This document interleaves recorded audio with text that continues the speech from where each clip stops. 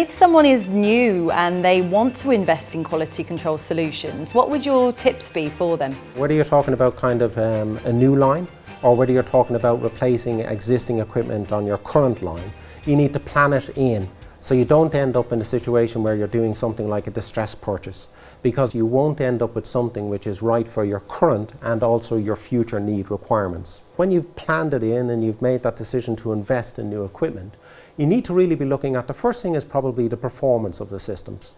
So if you're looking at something like whether it's checkwares, whether it's leak detection, but in this instance I'll talk about X-ray systems because we're in front of an X-ray system.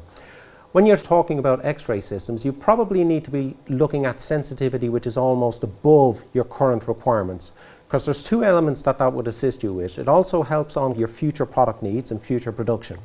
But also, if you have the sensitivity which is kind of beyond your current needs, you will reduce the kind of amount of false rejects that you get from the actual system itself. Next aspect is, everybody thinks about price of machines, but really what you should be thinking about is the total cost of ownership.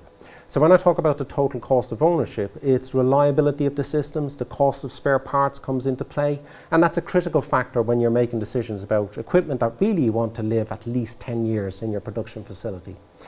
Probably the final aspect is really everything to do with kind of quality is to do with compliance and regulations.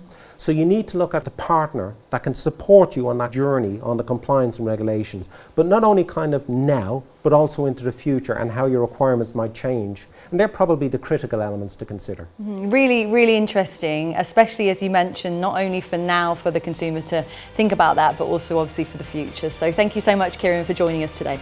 Thank you very much.